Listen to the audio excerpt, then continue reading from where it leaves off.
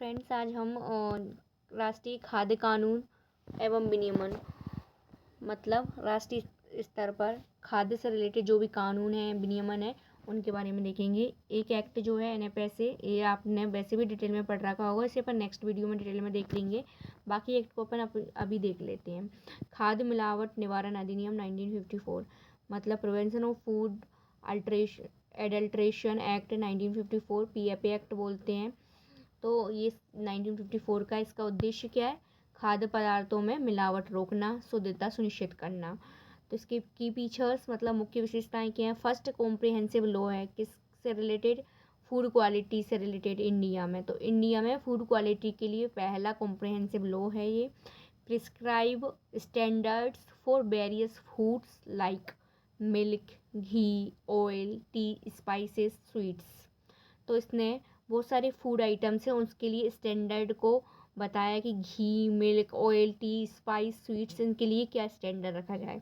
Defines adulteration as addition of inferior और harmful substances. तो इसने बताया कि जो भी मिलावट होती है या हार्मफुल सब्सटेंस मिलाते हैं तो फूड प्रोडक्ट में कैसे मिलाते हैं, इनके बारे में इसने डिफाइन किया है। Provides punishment for selling and manufacturing of adulteration food. और जो भी मिलावट वाला फूड है उसको मैन्युफैक्चर करने पर मतलब बनाने पर और सेल करने पर पनिशमेंट भी दी जाती है इस एक्ट के थ्रू। जैसे कि दूध में पानी मिलाना एक मिलावट है, एडल्ट्रेशन है। पेनल्टी क्या है इसके लिए? 6 वर्ष की कैद है, 5,000 का जुर्माना है। और इसी एक्ट को रिपील किया गया है और किसके थ्रू रिप्लेस किया गया है? एफएसएआई एक्ट 2006 रिपील किया, मतलब इसको थोड़ा ख़त्म किया गया है और इसके जगह कौन सा एक्ट आया है? एफएसएआई एक्ट 2006 आया है। ठीक है, नेक्स्ट एक्ट देखते हैं। तो अपन ने देख लिया अभी पहला जो एक्ट है वो है खाद्य मिलावट निवारण अधिनियम 1954, पीएफए एक्ट। अब नेक्स्ट अधिनियम देखते हैं खाद्य से रिलेटेड। 1954 के बाद 1955 में आया है जो आवश्यक वस्तु अधिनियम 1955। तो एसेंशियल कमोडिटीज एक्ट 1955 देखते हैं। आवश्यक वस्तु अधिनियम वर्ष 1955 में पारित किया गया था ताकि जनता को आवश्यक वस्तुएं उचित मूल्य पर उपलब्ध हो सके, मुनाफाखोरी, जमाखोरी, कालाबाजारी को रोका जा सके। तो आवश्यक वस्तु अधिनियम कब का है? 1955 का है, ताकि जनता को उचित मूल्य पर वस्तुएं उपलब्ध हों, मुनाफाखोरी, जमाखोरी, कालाबाजारी ये सब रुक सके। इसकी बेसिक इन्फॉर्मेशन देख लेते हैं। इसका नाम क्या है एक्ट का? एसेंशियल कमोडिटीज़ एक्ट मतलब आवश्यक वस्तु अधिनियम। ईयर ऑफ इनेक्टमेंट कब लागू हुआ है? ये 1955 में। किसके द्वारा इम्प्लीमेंट होता है? Ministry of consumer affairs, food and public distribution, उपभोक्ता मामले, खाद्य और सार्वजनिक वितरण मंत्रालय के द्वारा इसको इम्प्लीमेंट मतलब लागू किया जाता है। नेचर ऑफ लॉ, इसका नेचर कैसा है? नियामक कानून है ना, रेगुलेटरी लॉ है। Types of act, central government का लॉ है। ठीक है, इसके ऑब्जेक्टिव क्या है? जनता को आवश्यक वस्तुओं की उपलब्धता सुनिश्चित करना, आवश्यक वस्तुओं की जमाखोरी और कालाबाजारी को रोकना, मूल्य नियंत्रण और उपभोक्ताओं के शोषण को रोकना, समान वितरण और निष्पक्ष व्यापार बनाए रखना, सरकार को उत्पादन, आपूर्ति और वितरण को नियंत्रित करने की शक्ति देना। इस एक्ट के तहत कौन कौन सी पावर हैं अधिनियम के अंतर्गत? शक्तियाँ। इसके अंतर्गत सेंट्रल गवर्नमेंट को कौन सी शक्ति है कि declare commodities as a essential, set price limits, regulates production and supply, वस्तुओं को आवश्यक घोषित करना, मूल्य सीमा तय करना, उत्पादन व आपूर्ति नियंत्रित करना। ये सेंट्रल गवर्नमेंट के पास पावर है कि वस्तुओं को कि ये आवश्यक वस्तु हैं या नहीं, ये घोषित करती है। मूल्य सीमा तय करती है कि कितना प्राइस रखा जाएगा इसका। उत्पादन और आपूर्ति भी नियंत्रित करती है, कितना उत्पादन करेंगे और कितना अपन सप्लाई करेंगे। स्टेट गवर्नमेंट के पास क्या पावर है? तो इस नियंत्रण आदेश लागू करना, इम्प्लीमेंट कंट्रोल ऑर्डर्स, ठीक है, बाजार की निगरानी करना, monitor markets and take action against violators, उल्लंघन करने वालों के विरुद्ध कार्रवाई करना। ये काम कौन देखता है? राज्य सरकार देखती है, स्टेट गवर्नमेंट देखती है। नियंत्रण आदेश लागू करना, बाजार की निगरानी करना, उल्लंघन करने वालों के विरुद्ध कार्रवाई करना। डिस्ट्रिक्ट कलेक्टर्स और पुलिस क्या देखती है, तो छापेमारी करना, वस्तुएं जब्त करना और अपराधियों को पर मुकदमा चलाना। ये इस एक्ट के थ्रू कर सकती है कौन, डिस्ट्रिक्ट कलेक्टर या फिर पुलिस करती है ना। पनिशमेंट एंड पेनल्टीज, दंड एवं दंडात्मक प्रावधान। तो होर्डिंग और ब्लैक मार्केटिंग, तो इसके थ्रू क्या होगा कि 7 वर्ष की कैद और जुर्माना। अगर किसी ने कौन सा ऑफेंस किया, ऑफेंस मतलब होता है अपराध, किसी ने ब्लैक मार्केटिंग मतलब काला बाजारी की है, होर्डिंग की है, तो उसको क्या होगा कि 7 साल की जेल इसके थ्रू हो सकती है और जुर्माना भी देना पड़ेगा। वायलेशन ऑफ कंट्रोल ऑर्डर्स, जो भी गवर्नमेंट के कंट्रोल ऑर्डर्स के खिलाफ, मतलब किसी ने गवर्नमेंट के कंट्रोल ऑर्डर्स को नहीं माना, उसका वायलेशन किया, उसके अगेंस्ट गया है, तो उसको क्या होगा, पनिशमेंट मिलेगी, वस्तुओं की जब्ती होगी उसकी, और राजसात करना, उसकी वस्तुओं की जब्ती और राजसात करना। ऑब्स्ट्रक्शन ऑफ अथॉरिटी, मतलब किसी अथॉरिटी के खिलाफ कुछ बोलना। लीगल एक्शन होगा, कानूनी कार्रवाई होगी, और लाइसेंस भी निरस्त हो जाएगा। ठीक है। एगमार्क एक्ट 1937, डिटेल्ड एक्सप्लेनेशन अपन देख लेते हैं। तो इसका देखो, एगमार्क अधिनियम कब का है, 1937 का है। कृषि उपज ग्रेडिंग और मार्किंग अधिनियम 1937, जिसे सामान्यतः एगमार्क अधिनियम कहा जाता है। इसका उद्देश्य कृषि और एवं संबंधित उत्पादों की गुणवत्ता निर्धारित और मानकीकरण सुनिश्चित करना। यह अधिनियम कृषि उत्पादों की शुद्धता और गुणवत्ता प्रमाणन के लिए एगमार्क मुहर प्रदान करता है। इसकी बेसिक डिटेल जान लेते हैं। इस एक्ट का नाम क्या है, कृषि उपज ग्रेडिंग और मार्किंग अधिनियम 1937 है। इसका शॉर्ट नेम क्या है, एगमार्क अधिनियम है। इस किसके द्वारा मिनिस्टर्ड होता है, तो इसकी किसके द्वारा होता है, विपणन एवं निरीक्षण निदेशालय, directorate of marketing and inspection, ministry of agriculture and farmers welfare, मतलब कृषि एवं किसान कल्याण मंत्रालय के द्वारा। ठीक है। इसका हेडक्वार्टर कहाँ पर है, तो ये है फरीदाबाद हरियाणा में। ठीक है। और नागपुर महाराष्ट्र में। इम्प्लीमेंट कौन सी ईयर में हुआ था, तो ये 1937 में हुआ था, कई बार संशोधित हुआ, अंतिम बार 1986 में। ठीक है। इसके एगमार्क अधिनियम के उद्देश्य क्या हैं, तो इसके उद्देश्य हैं कृषि उत्पादों को गुणवत्ता मानकों के अनुसार ग्रेड करना, कृषि वस्तुओं की शुद्धता और गुणवत्ता का प्रमाणन करना, उपभोक्ताओं को मिलावटी व अमानक उत्पादों से बचाना, उपभोक्ताओं को मिलावटी या अमानक उत्पादों से बचाना, कृषि वस्तुओं की शुद्धता और गुणवत्ता का प्रमाणन करना, कृषि उत्पादों को गुणवत्ता मानकों के अनुसार ग्रेड करना, निष्पक्ष व्यापार को बढ़ावा देना और किसानों का शोषण रोकना, अंतर्राष्ट्रीय गुणवत्ता मानकों के अनुसार निर्यात को प्रोत्साहित करना।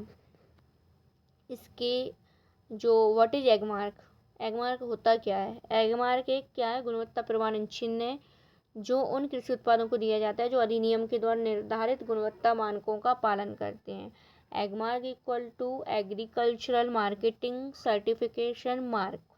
एगमार्क एग्रीकल्चर मार्केटिंग कृषि विपणन मार्क होता है। एगमार्क का लोगो क्या होता है, तो देखो एगमार्क लोगो में भारत की एगमार्क का जो लोगो रहता है उसमें भारत के नक्शे की आकृति होती है, जिसके नीचे एगमार्क लिखा होता है, जो एक राष्ट्रीय गुणवत्ता और शुद्धता का प्रतीक है। Meaning it represents authentic pure and tested agricultural produce. यह प्रमाणित तो शुद्ध और परीक्षण किए गए कृषि उत्पाद का प्रतीक है। मतलब प्रमाणित कर लिया, वो चीज़ शुद्ध है और परीक्षण भी कर ली, वो वाला कृषि प्रोडक्ट है वो। ठीक है। ग्रेडिंग प्रणाली, इसकी ग्रेडिंग प्रणाली को देखते हैं तो कौन product are classify into different grades based on quality parameter. तो प्रोडक्ट को ग्रेड के बेस पे, इसकी क्वालिटी के बेस पे अलग अलग ग्रेड में बांटा गया है। तो देखो कौन कौन सी में, स्पेशल ग्रेड, मतलब जिसको ग्रेड 1 बोलते हैं, हाईएस्ट क्वालिटी मतलब अच्छी क्वालिटी का है, ग्रेड 1 में कोई चीज़ आ रही है। तो ग्रेड 2 में मतलब गुड क्वालिटी है, ग्रेड 3 है मतलब फेयर क्वालिटी है, सामान्य गुणवत्ता है। तो विशेष ग्रेड या ग्रेड 1 सर्वोत्तम गुणवत्ता है, ग्रेड 2 अच्छी गुणवत्ता है, ग्रेड 3 सामान्य गुणवत्ता है। Role of DMI, directorate of marketing and inspection, DMI की भूमिका। तो इसकी भूमिका क्या है, directorate of marketing and inspection, इसका मतलब डीएमआई, इसकी भूमिका देखो कृषि उत्पादों की ग्रेडिंग के लिए मानक तैयार करना है, एगमार्ग प्रयोग की अनुमति देना है, प्रयोगशालाएं स्थापित और संचालित करना है, प्रशिक्षण, जागरूकता व निरीक्षण कार्यक्रम आयोजित करना है, उपभोक्ताओं तक केवल प्रमाणित गुणवत्ता वाले उत्पाद पहुँचे यह सुनिश्चित करना है। तो उपभोक्ताओं तक केवल प्रमाणित गुणवत्ता वाले उत्पाद पहुँचे यह सुनिश्चित करना है। ठीक है, इसके तहत जो दंड का प्रावधान कितना है, तो देखो अगर कोई मिसयूज कर रहा है एगमार्क सील का, एगमार्क की जो सील है उसका मिसयूज कर रहा है, तो उसको एगमार्क प्रतीक का दुरुपयोग करने पर 50,000 का जुर्माना, 6 माह की कैद होगी।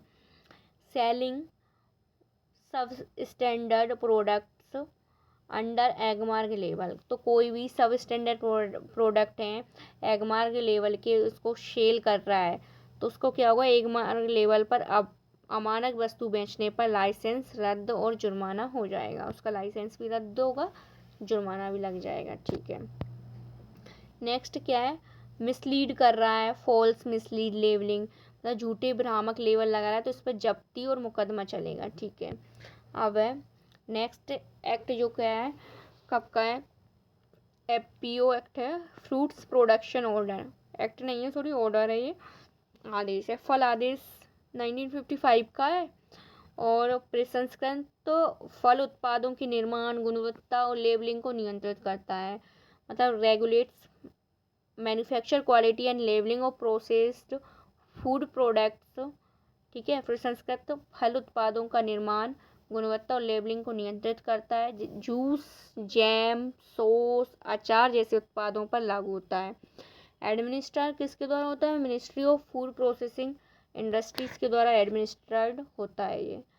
पैकेज्ड कमोडिटीज रूल्स 2011, मतलब कि कानूनी माप विज्ञान पैकेज्ड वस्तुएं जिनको बोलते हैं उनके लिए नियम आया 2011। तो देखो कानूनी माप विज्ञान मतलब पैकेज्ड वस्तुएं नियम 2011 का है, इसको कानूनी माप विज्ञान अधिनियम 2009 के अंतर्गत बनाया गया है ताकि उपभोक्ता अधिकारों की रक्षा, पारदर्शिता और सटीक माप सुनिश्चित हो सके। तो उपभोक्ता अधिकारों की रक्षा हो, उपभोक्ता के जो अधिकार हैं उनकी रक्षा हो, ट्रांसपेरेंसी और सटीक माप हो उनकी सुनिश्चित हो सके। यह नियम लेबलिंग, मूल्य, मात्रा और पैकेजिंग से संबंधित मानक तय करते हैं। उपभोक्ताओं को मात्रा या मूल्य में धोखा न दिया जाए, ये इसका क्या है, उद्देश्य है।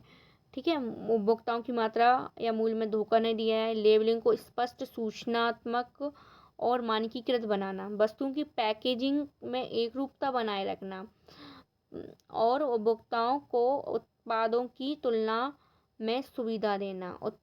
ठीक है, अब है mandatory declaration on packaged goods, packaged वस्तुओं पर अनिवार्य घोषणा कौन कौन सी हुई हैं, तो प्रत्येक पैकेज्ड वस्तु पर निम्नलिखित विवरण होना अनिवार्य है। कौन कौन से हैं, निर्माता, पैकर, आयातक का नाम और पता। ठीक है, तो निर्माता, पैकर, आयातक का नाम और पता होना चाहिए, पता, वस्तु का सामान्य नाम पता होना चाहिए, शुद्ध मात्रा मानक इकाइयों में, निर्माण, पैकिंग, आयात का महीना और वर्ष पता होना चाहिए, अधिकतम खुदरा मूल्य सभी कर सहित पता होना चाहिए, है ना, मतलब एमआरपी कितनी होगी, उपभोक्ता सेवा का पता, फ़ोन, ईमेल, ये सब होना चाहिए उसमें। आयातित वस्तु के लिए मूल देश का नाम भी होना चाहिए। बेस्ट बिफोर यूज पे एक्सपायरी डेट, मतलब वस्तु की अंतिम तिथि। बेस्ट बिफोर खाद्य वस्तु हेतु, ये सब पता होना चाहिए ना, मतलब खाद्य वस्तु हेतु बेस्ट बिफोर मतलब कितने टाइम तक इससे पहले यूज खा सकते हैं उस चीज़ को, फूड आइटम्स उसको कि ये ख़राब नहीं होगा, ये सब।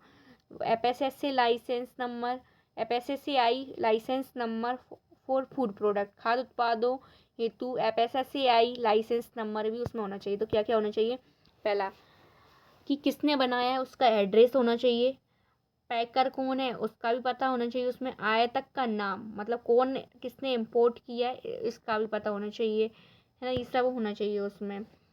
और इस वस्तु का सामान्य नाम भी पता होना चाहिए, common name, generic name of the common और जेनरिक नेम। जैसे दवाइयाँ लेते हैं तो उसका हर एक, अब दवाइयाँ भी 2 टाइप्स की होती है ना, एक नॉर्मल दवाई होती है जो मतलब जो कंपनी के द्वारा बनाई जाती है, एक और होती है जेनरिक दवाई, एक फॉर्मूला रहता है उसका, उसका भी सेम मतलब सेम काम करती है लेकिन फॉर्मूला भी सेम होता है, बस कंपनी के का फ़र्क पड़ जाता है। तो जेनरिक नाम भी पता होना चाहिए, ठीक है, कॉमन नेम भी पता होना चाहिए, नेट क्वांटिटी भी पता होना चाहिए कि किलोग्राम में, ग्राम में शुद्ध मात्रा कितनी है इसमें, नेट क्वांटिटी। ये अपन देखते हैं ना फूड प्रोडक्ट्स पर लिखा रहता है 500 ग्राम में, 50 ग्राम है, ये सब। Month and year of manufacture, packing, import, कब बनाई गई कोई चीज़, कब पैकिंग हुई है, आयात का महीना, कब किस वर्ष आई ये इम्पोर्ट हुई है, ये सब पता होना चाहिए। एमआरपी पता होना चाहिए, customer care details, address, phone, email, ये सब पता होना चाहिए। उपभोक्ता सेवा का पता, फ़ोन, ईमेल, कंट्री किस कंट्री में बनी ये भी पता होना चाहिए, और एक्सपायरी डेट पता होनी चाहिए, लाइसेंस नंबर पता होना चाहिए। ये सब चीज़ें पता उसमें मेंशन होना ज़रूरी है ना। तो फूड पैकेज्ड पर ये सब विवरण होना चाहिए। इन 9 अपन ने देख लिए पॉइंट। क्वांटिटी डिक्लेरेशन, मात्रा की घोषणा। तो मात्रा केवल मैट्रिक इकाइयों, ग्राम, किलोग्राम, मिलीलीटर, लीटर, मीटर में बताना आवश्यक है। दोहरी इकाइयाँ जैसे किलोग्राम, पौंड में घोषणा करना वर्जित है। पैकिंग रिक्वायरमेंट्स, पैकेजिंग आवश्यकताएं। तो पैकेजिंग रिक्वायरमेंट्स में देखो, पैकेजिंग आवश्यकताओं में पैकेजिंग छेड़छाड़ रोधी और टिकाऊ होनी चाहिए, सही बात है। प्रयुक्त सामग्री से उत्पाद की सुरक्षा और स्वच्छता बनी रहे। जो भी सामग्री से पैकिंग कर रहे हैं उससे उत्पाद की क्या हो, सुरक्षा और स्वच्छता बनी रहे।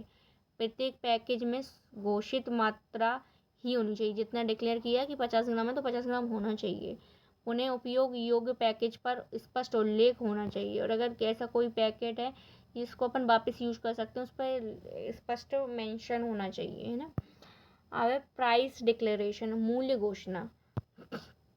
MRP must be printed in the form. तो एमआरपी को कैसे फॉर्म में प्रिंटेड होना चाहिए। एमआरपी इंक्लूड ऑल टैक्सेस, अधिकतम खुदरा मूल्य एमआरपी इस प्रकार अंकित हो कि सभी कर सहित, ठीक है। एक खरीदें एक मुफ्त, बाय वन गेट फ्री, है ना। Must clearly indicate net quantity and MRP of each product. जैसी एक खरीदें एक मुफ्त जैसी योजनाओं में प्रत्येक वस्तु का एमआरपी और मात्रा स्पष्ट होनी चाहिए। एमआरपी से अधिक वसूली करना दंडनीय अपराध है। निम्न वस्तुएं इन नियमों से मुक्त हैं। कौन कौन सी वस्तुएं मुक्त हैं तो देख लेते हैं। 10 ग्राम या 10 मिलीलीटर से कम के पैकेट, उनमें इतना नियम कानून नहीं चलेगा। होटल रेस्टोरेंट में बेचे जाने वाले फास्ट फूड, ठीक है। औषधियाँ जो औषधि और प्रसाधन अधिनियम 1940 के अंतर्गत आती हैं। थोक में मतलब medicine and drugs covered under drugs and cosmetics act 1940 में आती हैं। थोक में बेचे जाने वाले कृषि उत्पाद, औद्योगिक या संस्थागत उपभोक्ता हेतु पैकेज, ये सब पैकेजिंग वाले जो अधिनियम है उससे मुक्त रखे गए हैं, ठीक है। औद्योगिक और संस्थागत उपभोक्ताओं हेतु पैकेज, है ना, ये सब। नेक्स्ट है पेनल्टीज एंड एनफोर्समेंट, दंड और प्रवर्तन। तो मतलब क्या क्या दंड मिलेगा। तो देखो, अगर कोई फॉल्स मिसलीडिंग कर रहा है किसी भी डिक्लेरेशन का, झूठी भ्रामक घोषणा फैला रहा है, तो क्या होगा कि 25,000 का जुर्माना होगा, और वापस रिपीट करेगा उसी ऑफेंस मतलब उसी जो भी उसने अपराध किया है उसको वापस रिपीट करेगा तो 50,000 का वापस जुर्माना देना पड़ेगा। आवश्यक लेबलिंग के बिना बिक्री पर जब्ती, जुर्माना व लाइसेंस का निलंबन।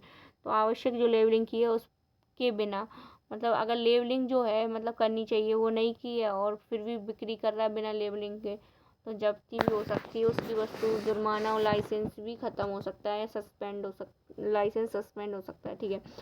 नोट स्टैंडर्ड क्वांटिटी और मेजरमेंट, मतलब गलत माप या मात्रा पर 1 वर्ष तक की सज़ा, 1 वर्ष तक की कैद या जुर्माना, ठीक है। अब प्राधिकारी एवं उनके कार्यों। तो प्राधिकारी director legal metrology, director legal metrology मतलब मतलब कि जो भी इसके डायरेक्टर होंगे लीगली, तो उनको क्या करना है, नियमों का निर्माण और प्रवर्तन करना है। और controller of legal metrology state level पर जो होंगे उनको क्या करना है कि अनुपालन और की निगरानी और निरीक्षण करना है। इंस्पेक्टर ऑफ लीगल मेट्रोलॉजी इनको क्या करना है, तो उनको फील्ड स्तर पर जांच करनी है और दंडात्मक कार्रवाई करना है। ठीक है। Bureau of Indian standard BIS, कई बार सुना होगा BIS का फुल फॉर्म, कई बार एग्जाम में आता है। ब्यूरो ऑफ इंडियन स्टैंडर्ड, ये क्या है, भारतीय मानक ब्यूरो है। भारत का एक राष्ट्रीय मानक संगठन है जो भारतीय मानक बनाने, लागू करने, प्रचारित करने के लिए जिम्मेदार है। Bureau of Indian standard act कब का है, 1986 के तहत स्थापित, मतलब 1986 का एक्ट है, इसी के तहत बनी है BIS, bureau of Indian standard. Bharat में सामानों और सेवाओं की गुणवत्ता, सुरक्षा, विश्वसनीयता और कार्यकुशलता सुनिश्चित करता है। ठीक है। इसका उद्देश्य क्या है, समान सेवाओं और प्रणालियों के लिए भारतीय मानक तैयार करना, उपभोक्ताओं उत्पादों की गुणवत्ता और सुरक्षा सुनिश्चित करना, औद्योगिक विकास और राष्ट्रीय व्यापार को सुगम बनाना, उपभोक्ता हितों की रक्षा करना, औद्योगिक क्षेत्र में वैज्ञानिक और तकनीकी मानकों को बढ़ावा देना। ठीक है। इसकी हिस्ट्री क्या है, 1987 का है ये, हिस्ट्री क्या है, 1987 में इंडियन स्टैंडर्ड इंस्टीट्यूशन इस्टेब्लिश हुआ था, मतलब कि भारतीय जो मानक संस्थान के रूप में जो यह इस्टेब्लिश हुआ था। फिर क्या है, 1986 में BIS अधिनियम पारित हुआ, ISI का नाम बदला गया, ब्यूरो ऑफ इंडियन स्टैंडर्ड रखा गया। इसका उद्देश्य सभी मानकीकरण प्रयासों को एक कानूनी निकाय के तहत लाना है। ठीक है। तो ये क्या करता है, इसके उद्देश्य भी देखें अपन ने, सामान, सेवाओं और प्रणालियों के लिए भारतीय मानक तैयार करना है। ठीक है। गुड्स सर्विसेज के लिए, सिस्टम्स के लिए भारतीय मानक तैयार करता है, उपभोक्ता उत्पादों की गुणवत्ता और सुरक्षा सुनिश्चित करता है, औद्योगिक विकास, अंतर्राष्ट्रीय व्यापार को सुगम बनाता है, उपभोक्ताओं के हितों की रक्षा करता है, औद्योगिक क्षेत्र में वैज्ञानिक एवं तकनीकी मानक को बढ़ावा देता है। ठीक है। सभी मानकीकरण प्रयासों के लिए कानून, ये क्या नेक्स्ट है, इसका उद्देश्य सभी मानकीकरण प्रयासों को एक कानूनी निकाय के तहत लाना। अब देखो इसका मुख्यालय और संरक्षण देख लेते हैं। BIS का मुख्यालय है नई दिल्ली, भारत में। महानिदेशक कौन है, डायरेक्टर जनरल हैं BIS का प्रमुख। क्षेत्रीय कार्यालय कहाँ पर है, भारत भर में, मुंबई, कोलकाता, चेन्नई, इन सब में। मानक विभाग कौन सा है, मानक विकास मतलब standards development. Certification, production system, प्रमाणन, उत्पाद और प्रणाली, गुणवत्ता आश्वासन और प्रयोगशालाएं, quality assurance and laboratory services, training and capacity building, मतलब प्रशिक्षण और क्षमता निर्माण। काम क्या है इसका, उत्पाद, सेवाओं और प्रणालियों के लिए भारतीय मानक तैयार करना, ISI मार्क और अन्य प्रमाणन के माध्यम से उत्पाद और प्रबंधन प्रणालियों को प्रमाणित करना, प्रयोगशालाओं में परीक्षण और गुणवत्ता मूल्यांकन करना, मानकीकरण और गुणवत्ता जागरूकता को बढ़ावा देना, मानक अनुपालन के माध्यम से औद्योगिक और अंतर्राष्ट्रीय व्यापार को सुगम बनाना, सरकार और उद्योग को तकनीकी मानकों पर परामर्श देना।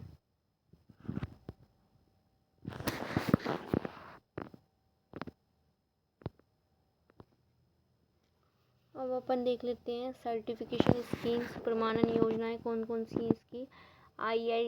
ISI प्रमाणन, आवश्यक उत्पादों के लिए अनिवार्य, जैसे विद्युत उपकरण, सीमेंट, हॉलमार्किंग, सोने और चांदी के आभूषणों के लिए हॉलमार्किंग। ISI प्रमाणन किसको देता है, ये आवश्यक उत्पादों के लिए अनिवार्य, जैसे कि जो आवश्यक उत्पाद हैं, एसेंशियल प्रोडक्ट्स हैं, जैसे इलेक्ट्रिक अप्लाइंसेस हैं, मतलब विद्युत उपकरण, सीमेंट, इनके लिए ISI सर्टिफिकेशन देता है ये कौन, BIS। हॉलमार्किंग देता है, जैसे सोने चांदी का हॉलमार्क आपने देखा ही होगा इन आभूषण पर। ठीक है। इको मार्क, पर्यावरण हितैषी उत्पादों के लिए इको मार्क दिया जाता है। CML certification mark for licence, उद्योग अनुपालन के लिए, मतलब इंडस्ट्री कंप्लाइंसेस के लिए मिलता है ये। QMS EMS certification, quality and environmental management system, मतलब एनवायरमेंट मतलब पर्यावरण और गुणवत्ता प्रबंधन प्रणाली के लिए QMS और EMS प्रमाणन मिलता है। अब नेक्स्ट देखते हैं BIS standard list, IS codes, BIS मानक सूची। पैकेज्ड ड्रिंकिंग वाटर, पैक्ड पेयजल है, इसके लिए कौन सा IS कोड मिलता है?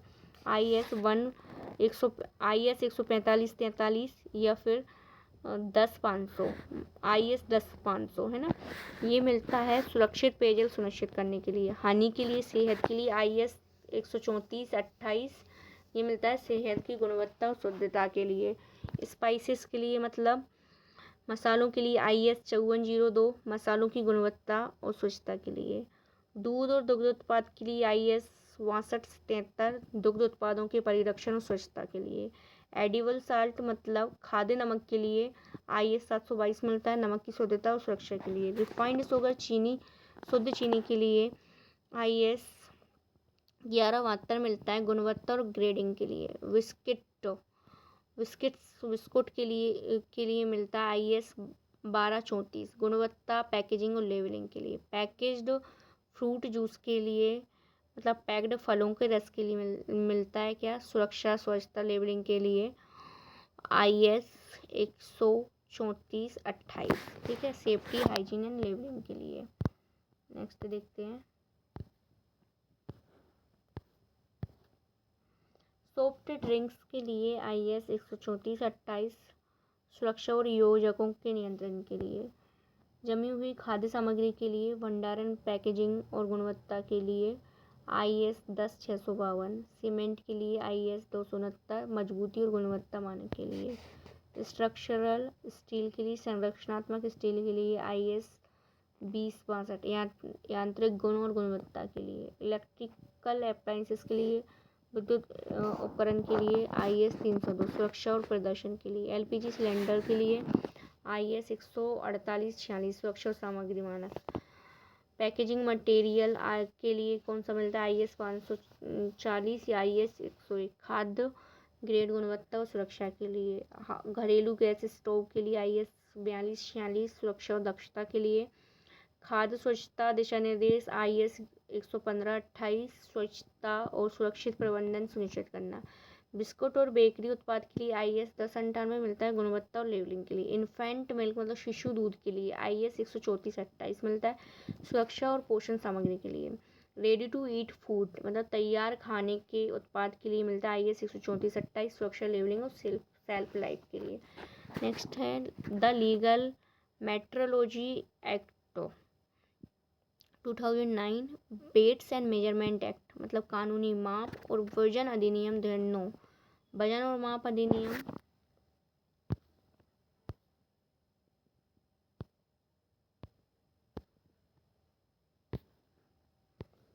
कानूनी वजन माप और वजन अधिनियम भारत में वजन की माप और सटीकता और मानकीकरण सुनिश्चित करता है। तो कानूनी माप वजन अधिनियम भारत में क्या करता है?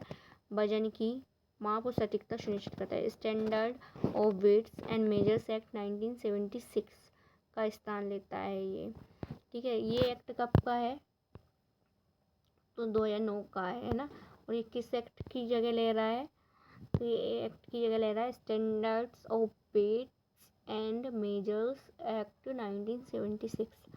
मुख्य उद्देश्य है उपभोक्ताओं की सुरक्षा और निष्पक्ष व्यापार को बढ़ावा देना, पैक किए गए वस्त्रों वजन और माप को नियंत्रित करना, ठीक है। इसके उद्देश्य है वजन, माप और वजन उपकरणों का मानकीकरण करना, उपभोक्ताओं को कम वजन, कम माप या गलत लेबलिंग से बचाना, व्यापार और वाणिज्य में सटीकता सुनिश्चित करना, उपभोक्ता जागरूकता और पारदर्शिता बढ़ाना, व्यापार में निष्पक्ष प्रतिस्पर्धा को बढ़ावा देना।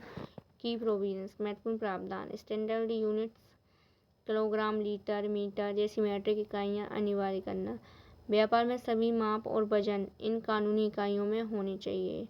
एनी ट्रेड और commercial transaction must follow these legal units.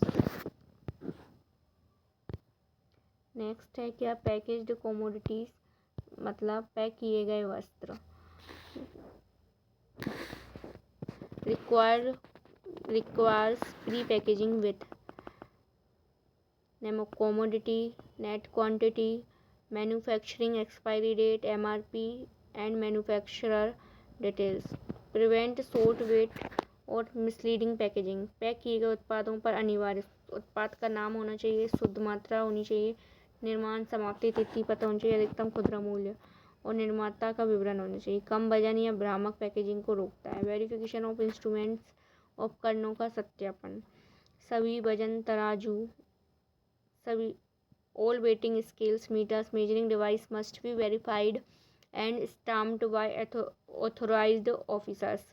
मतलब जो भी वेटिंग स्केल है, मीटर्स हैं, मेजरिंग डिवाइस है, उनको वेरीफाइड होनी चाहिए, वेरीफाइड भी होनी चाहिए, स्टाम्प्ड भी होनी चाहिए, जो भी अथोराइज्ड ऑफिसर्स हैं उनके थ्रू।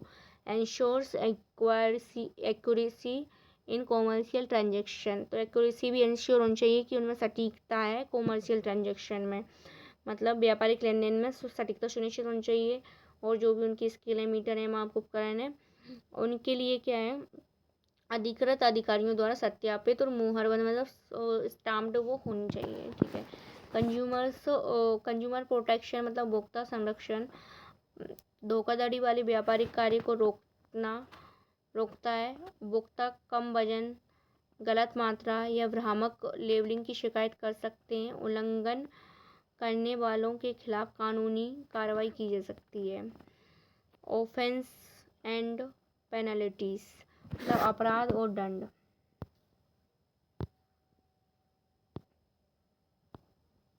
अपराध और दंड तो इसमें देखते हैं जुर्माना कितना होगा। कम वजन या कम माप वाले उत्पाद बेचने पर पहली बार में 25,000 का जुर्माना। असत्यापित वजन उपकरण का उपयोग होगा तो 10,000 तक का जुर्माना। पैक किए गए सामान पर झूठा या भ्रामक लेबल लगाया जाएगा 25,000 तक का जुर्माना। दोहराए गए अपराध पर दूसरी बार या फिर उससे अधिक बार के लिए उच्च जुर्माना लगाया जा सकता है। इम्प्रिजनमेंट मतलब जेल। धोखाधड़ी वाले व्यापार जैसे जानबूझकर कम माप या उपभोक्ता को धोखा देना पर 3 साल तक की जेल हो सकती है। अपराधी को जुर्माना और जेल दोनों लगाए जा सकता है। माप वजन उपकरणों को जानबूझकर छेड़छाड़ या गलत इस्तेमाल करने पर भी जेल की सजा।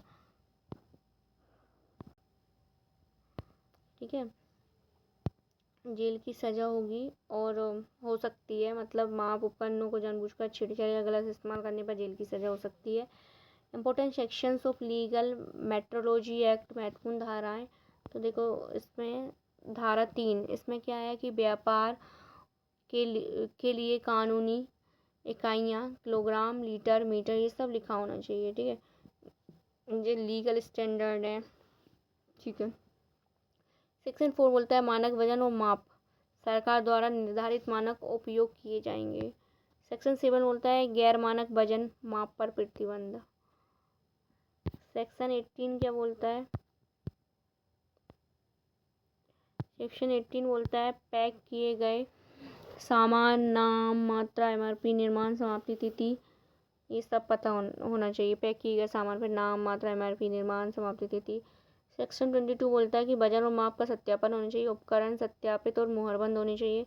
सेक्शन 24 बोलता है वजन, माप और उपकरणों से संबंधित अपराध। वजन, माप, उपकरणों से संबंधित जो भी अपराध होंगे उससे रिलेटेड बात करता है। सेक्शन 25 धारा 25 बोलती है कि गैर मानक वजन या माप उपयोग करने पर दंड। ठीक है, कम वजन या फिर कम माप या भ्रामक मात्रा पर दंड। ठीक है, ये सेक्शन कौन सा बोलता है? 32 बोलता है। धारा 33 बोलती है दोहराए गए अपराधों के लिए दंड। धारा 35 बोलती है गैर अनुपालन वाले वजन, माप या फिर सामान को जब्त करने का अधिकार। धारा 36 कहती है कंपनियों में अपराध निदेशक जिम्मेदार रहता है, मतलब डायरेक्टर रिस्पॉन्सिबल रहता है उस कंपनी का, अगर कंपनियों में कोई भी अपराध हो रहा है तो। और धारा 44 कहती है नियंत्रक, निरीक्षक मतलब कंट्रोलर, इंस्पेक्टर के आदेशों के खिलाफ अपील। और धारा 48 कहती है नियम बनाने का सरकार को अधिकार है। ठीक है, अब इससे रिलेटेड अपन MCQ देख लेते हैं नेक्स्ट। तो देखना लीगल मेट्रोलॉजी एक्ट 2009 के अंतर्गत इसके प्रशासन की जिम्मेदारी किसकी है? तो इसके प्रशासन की जिम्मेदारी किसकी है? उपभोक्ता मामलों के मंत्रालय की है। लीगल मेट्रोलॉजी एक्ट 2009 के अंतर्गत इसके प्रशासन की जिम्मेदारी उपभोक्ता मामलों के मंत्रालय की है। ठीक है, नेक्स्ट क्वेश्चन है लीगल मेट्रोलॉजी एक्ट का मुख्य उद्देश्य क्या है? तो व्यापार में वजन और माप को नियंत्रित करना इसका मुख्य उद्देश्य है। कीमतों का नियंत्रित करना, बैंकों की निगरानी, विदेशी व्यापार को बढ़ावा देना, ये सब नहीं है।